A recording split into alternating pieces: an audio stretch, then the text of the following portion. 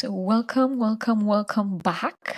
We're gonna continue our conversation with Jack, exactly where we ended, becoming aware of limitation and expanding beyond limitation as an echo to follow your calling. I'm just gonna give you the space because I have a feeling that there's a download coming here. To start off, I feel like being called to share this quick little story because you know this of me, Homaya. I share so much through my experience, through my lived wisdom, through my storytelling. And this is something that happened very recently in my life, to be honest. Like in the past 6 months or so, I was on a plane headed to Miami for one of the in-person experiences that I was hosting. Maya and I got to meet in person in Miami.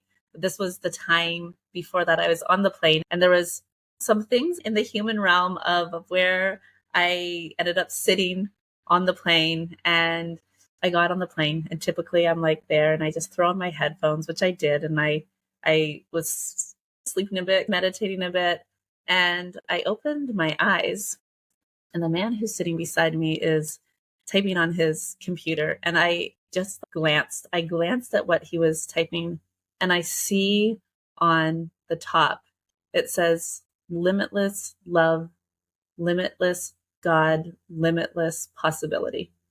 And I tried to just be like, okay, but just give this man his space. You can't read over his shoulder. Like, go back. And I tried to just go back. Like, I had meditation music, then I tried to go back in that space. And I kept doing this with my eyes. One eye kind of open, one eye kind of reading what he was writing. And then there was a few more sentences that stuck out for me. A few more sentences I started reading. And finally, I really toyed with this. I like to be in my own space. I often create a lot when I'm flying. So I like to meditate, and I like to write. I don't want people talking to me, but I just kept feeling this calling in my soul to spark up this conversation with this man. And then I was like, my human was like, no, you can't, like, you don't like that. And I was like, but I kept reading, and I was like, now I'm fully grabbed myself a tea. I'm like basically treating what he's writing like my book, because I'm reading the entire thing. I'm like, I need to say something to this man. And so I was like, do you mind if I ask you a few questions? And he was like, sure. And I said, I see what you're writing. I asked him what he was up to. I was like, are you writing a book? Are you what are you studying? And he said that he was a pastor and he was writing a sermon, and it opened up this huge conversation that him and I had for the rest of the plane ride, and a conversation about my beliefs, my growth, like where I was headed. But it started with these words. Limitless love, limitless God, limitless possibility. And I wanted to bring that conversation forward first, because we bring in so many limitations when we don't fully understand this, trust in this, know this, that we truly live in a realm of limitlessness if we're willing to see it, if we're willing to choose it, if we're willing to see where we block possibilities, where we put things in our energy fields, whether it's by holding on to old conditioning, old stories, old experiences, old memories, or just currently what we believe right now in this moment. If we're only willing to see what we already know, like in our mind, I'm only willing to see what I've already experienced, I'm putting limitation in my energy field, because I'm only then able to go as far as my human mind can take me. Versus if I'm willing, again, the willingness coming back in here, if I'm willing to trust in what I can't see yet, if I'm willing to trust in the experiences that are meant to come that my soul can't even fathom.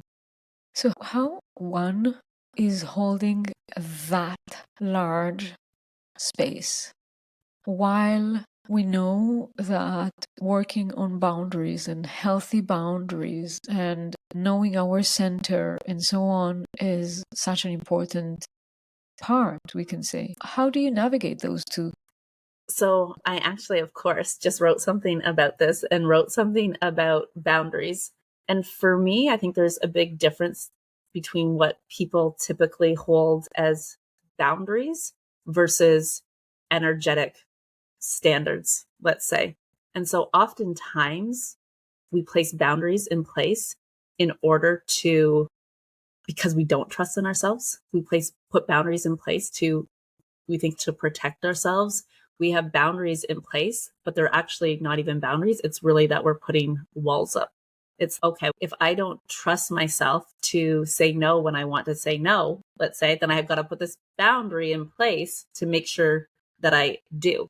And for me, I would say there's not a lot of firm boundaries in my life because I trust so deeply in my yeses. I trust so deeply in my no's. I trust that I'm going to listen to my soul. And so when I talk about I don't really talk about putting boundaries in, but when the word boundary comes up, it's more, there's times where I just put energetic standards in. It's the things that I'm also not willing to do. Yeah, I witnessed you having conversations of really putting clear boundaries that for the common people, that conversation would be a hard conversation. And I witnessed you having those conversations. It was not hard, it was heart. And this, because I truly believe that if it's in service of me, it's in service of you. If it's in service of me, it's in service of the collective. So let's say something I often talk about is really I look at the world in terms of frequency. And when I talk about putting my frequency first, this means I put my energy field first. I look at how does this impact my auric field? How does this impact my frequency? And that means I'm willing to look at that first, how it affects my frequency before how it affects, let's say that it disappoints my husband or that my child doesn't get what they want in that moment in time. I feel when you say it's not heart, it's with heart, because I feel like the ripple of that when I put my frequency first ripples out into my family, my clients, my kids, and that they then get to learn that's what they get to do as well. And I truly, when I look at the world as a whole, when I look at the collective, if we were all willing to operate from the frequency of love, if we were willing to not, gosh, I just feel like there would be so much more experiencing of who we truly are, as who we truly are, is the divinity that we are. And we would experience a lot more love. We would experience a lot more peace. And the peace within us then would be reflected in our outer worlds, in our outer experiences. Yeah. I feel that this is actually a conversation about embodiment of the highest truth. Embodiment of knowing that everything that is happening in the world, in our world, in what we name reality, is ripples of our presence. And if we are aware, in whatever degree we are aware, of the living God that we are, then why, once it get into probably relationship, the first thing, we are willing to give that truth away and put ourselves second, third, or at the last of the equation, the last part. What I hear you saying is, I am so much in my center, and I don't need to do any effort in being in my center. So once a no should come forth, it almost will be effortless, natural. I don't need to define it in order to define myself. I am that I am, and it is being defined by the way that I'm willing to live life. In those words right there, right? I am that I am. I am just as you are, just as we all are. Can we stand in conviction of knowing I am, of who I am? Can we each stand in conviction with this truth that's here for you to access right here within you, the God within, the divine within? And this was actually a huge pivot for me, I would say, in my journey when I perceived as the divine spirit, God outside of me versus within me, because I started to notice where I gave my power away to experiences outside of me, to people outside of me, to results in my business, to things happening in the world. It was like, because I was like, okay, like, here, God, source, spirit, like, you handle this, because I'm surrendered. I'm on my knees. I can't do anything here. And it wasn't this step into the human doing. What I mean is, I didn't recognize that the God within me is what's meant to be shared with the world. And so this is when I started leading with prayer, holding prayer space for my clients, for the people in my world. This is where I started to really bring my voice and my truth forward. Before I was really, I said, I shared online with what I thought what I thought people wanted to hear, with what I thought if I said this would get them to do this, pretty much the thing I wanted them to do, like would get them to buy, would get them this result, would get them.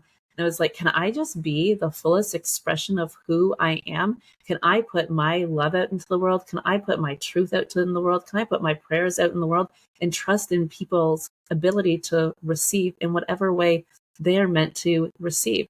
And so I started to, again, hold the frequency of love for people. I started to share from this place of full expression of knowing deeply who I am, because knowing deeply who we all are. And this, I said, was a very pivotal moment for me, because it changed so much in my life. It changed so much in my business. It changed what I was willing, the conversations I was willing to have, the conversations that the thoughts, the contemplations I was willing to share. I no longer felt like I had to keep things in a box or keep things hidden in my journal. I was like, if it comes through me, it's meant for me and it's meant for you. It's meant to be shared. And another part of this that I felt so strongly was, I can share my truth freely because I also allow others to share their truth freely, that I believe multiple truths can coexist. So I stopped needing to convince anyone that I was right, which I really love to be right. So that was a hard one for me. I stopped needing to convince, though, that I was right. I stopped needing to be like, come here, like you got to come here. I've got the wisdom. I've got the knowledge. I've got this for you. And I trusted in people appearing when they were ready. I started to really trust in people and their power. And I started to trust in each person's journey. Yeah. And when you said they will receive what they need to receive, what I felt is the strong trust. I would actually love to use the word faith, that you will receive. You are here to receive. And that, when it is done in that dynamic, it really, I don't want to say the word explain, why you are under this reign of grace. And I love that you felt to shift from the word trust into faith, because this for me is it's leading people in faith beyond measure, faith that we can't even define. Jack, I'm going to ask a question. I'm not sure that we will have an answer, but as a question, it will open something. Ask away. Yeah, I don't know who are the listener right now, and I would love to know. So if you're listening, you're always welcome to say hello and introduce yourself. But I wonder, sometimes you are going through a certain period in your life, or you're going through something in your life where you don't feel this limitless, and you don't feel that the limitless is available, and you lose the trust that this limitless is there. Sometimes people are having their challenges and having babies, or meeting their life partner, or writing their book, achieving a certain milestone in their business. Like, do you feel a certain energetic transmission coming from you to how one can rest even more in the truth of us being limitless also in the body? So what I feel that I want to share, that I want to say, what's coming through, is that when we're in these experiences, when we're in the moments that feel truly hard, that can feel heart-wrenching, that can feel heartbreaking, this is where I feel like so often we either step in and try to control, that we try to take the steering wheel, we try to control the outcome, we try to force, we try to manipulate, we try to make things happen. Or this is where fear comes in. Fear comes in and becomes the leading energy. And so I would look and see, like, where am I letting the fear take over? Where am I letting the pain take over versus where am I anchoring back into? And when I find these moments, where the fear is taking over, and because the fear, here's the thing about the fear, it feels so real. Convincing. It's so convincing. It feels so real. But we have to come back into this place of inner wisdom, knowing that fear is an illusion. That fear is not the truth. The fear is not the truth of who we are. The fear is not the truth of our soul. And for me, when these moments, and because these moments, like, they come in for me as well, the moments where like the fear wants to take over, where I want to manipulate, where I want to control, where I want to force. And so for me, it's always about having tools, having ways that I remember, like in an instant, of who I am, that I remember in an instant who we are as divine human beings, divine souls, as creators of our existence here in this realm. And so for me, that happens through meditation, that happens through prayer. Truly, one of my deepest spiritual practices that I often share with people is reading. And people will be like, how's that a spiritual practice? And I read, there's books that sit on my bedside stand, and there's underlinings and highlighted marks, and I can just open to a page and read that passage. And I remember who I am at the core of my being. I remember who I am at a soul level.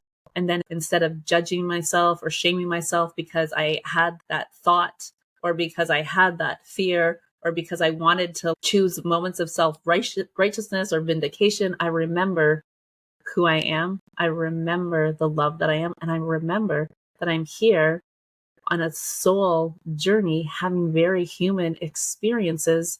And so I see my human, I honor my human for what she's experiencing. I don't punish my human. I don't guilt my human. I don't shame my human. And then I choose to also not deny my soul, the truth of my soul. I choose to listen. I choose to go deeper within. Yeah. I So choose to see strong. the illusion. I choose to see the limitation. Creating the priority. Soul first, spirit first. Soul first, spirit first. Yeah. So first, I think at the beginning of this conversation, we talked about like where we put limitations in our energy field. And so I'm also really willing to take responsibility for where those limitations are placed in my energy field. I don't believe for a second that the universe, that God places a limitation in my energy field. I do. My belief codes do. My actions do. Yeah. Oh my God, this is so good. So good. And like, I'm listening to you, and I can almost expect that there would be people who would listening and gonna start. So how do you do that? And how do you go there? And there's no how. There is presence. And I So feel that, yeah. this presence, like the how for me is all stems from awareness, all stems from, like you said, this presence here. So once I'm aware of the thing, that the limitation, there's no option. This is where I now no option, the unit, or the limitation. It's, I see you, you no longer get to live here. I see you, you no longer get to be the thing driving the show. I see you. And every time that limiting thought comes in, that limiting belief, that limiting action I'm about to take, it's no, that's not true. That's a story I've been buying into, a lie I've been telling myself. And so I recode it again and again and again and again and again until that new belief code, that true belief code, is so anchored in. So like that I know, and not know in my mind, but I know it in my soul. And this right here, I think, is where we limit ourselves. So many people limit themselves because they're willing to know in their mind. They're not willing to take it into the depth. They're not willing to know in their soul. This is the difference between wisdom in your mind and wisdom, like true, deep, embodied wisdom, lived wisdom, experienced wisdom. So good. So good. Just take the download. This is what I can say here. Just take the download. Put this last 5 minutes on repeat and get the download. Take the download, breathe the download, drink the download, take that into your system to free yourself to be who you truly are. This is gold. This is gold. This is precious. And this is so liberating. Oh my God, this is so amazing. This right here, like when you say take the gold, this is gold. This is what we all have to know. We have so much gold within us. We have our own golden voice, our own golden wisdom, our own golden threads. And can we be willing? Can we be willing to find the gold within us and then bring it forward to be the gift to others? We're not the keepers of the gold. Like you, Maya, are so much gold. This conversation has been so much gold. We are not the keepers of the gold. Find your gold. It's Yeah. there. It exists. Yeah. Always Into a has. life of Always will. celebration. Tell me again. Life is. I said the gold. It exists. Like it always has. It always will. Like the gold exists within you. Yeah. And then you said it perfectly there. And then like in the life of celebration, celebrate it. Celebrate the gold. Celebrate your wisdom. Celebrate your voice. Celebrate your living. Celebrate your love. You just get to live it. Get to live it. You get to live it. Oh my God. So for those of you who would love to continue, deepen your conversation with Jaclyn Shaw. Did I pronounce it well? You definitely Okay, did. so good. Find her, follow her, converse with her. There's so many opportunities. Is there a specific opportunity that you would like to bring forth? There's always opportunities opening in my world. And I'd honestly say the opportunity, like you said, like you invited the listeners to message you to introduce themselves. Like for me as well, the invitation is there, the invitation to come explore in my world. There's so many invitations. There's so many doors that I open through masterminds, my devoted mastermind that's about devoting to your soul, devoting to your truth, devoting to your voice. I work one-to-one with clients. I hold spaces inside membership. So there is not a specific door to open, but just know that my door is open. So beautiful. Oh my God, I'm so grateful for this conversation. I'm grateful for the time we've been together here. And I know that it's just a tiny little bit. And I'm so grateful that we have so many other possibilities to continue and deepen these conversations. I actually feel in that light to invite those who are listening to share with someone what touched you, because if you take something from this conversation and you translate it and give it your words and share that with someone else, your embodiment of what you've heard is increasing and it is becoming more you because it was rendered again through you. It doesn't matter that you heard it from the outside, you take it in and you find your own words, and by that it becomes more you and you become more aligned with that truth, with your soul, with limitless possibilities for creating and living the life that are possible for you. Oh my gosh, the smile on my face right now. Like you can see the smile on my face because like the resonance of between us and what's going on in like my life when you say something, what's going on in your life. Often when I say something, I'm reading this book right now that's like it's been very powerful for me to read. And I read the first couple chapters and then I said to my husband, I'm like, I'm just going to read it to you. And I was like, I'll just read you parts of this book every night. And then did one night and I was like, nope, I'm going to read it. But then every day I basically go and I tell him like what I read and my experience of it. And just what you're saying here, I feel like the embodiment, the anchoring into the wisdom is so powerful when we're willing to give our voice in it as well. Gosh, I love you. Gosh, I love you. I love our work together. I love this space. I love these conversations that we get to bring forward to the world. So thank you. Thank you for the calling. Thank you for calling me into the calling. Thank you for your magic, your light, your love. You are such a gift in my world. God, thank you. In the world of your listeners, in the world of all of us. Homaya, the gift. Thank you. I take it. I love you, Jack. It was splendid. Oh my gosh. I love you. I love you. I'm like, just we could have conversations for days.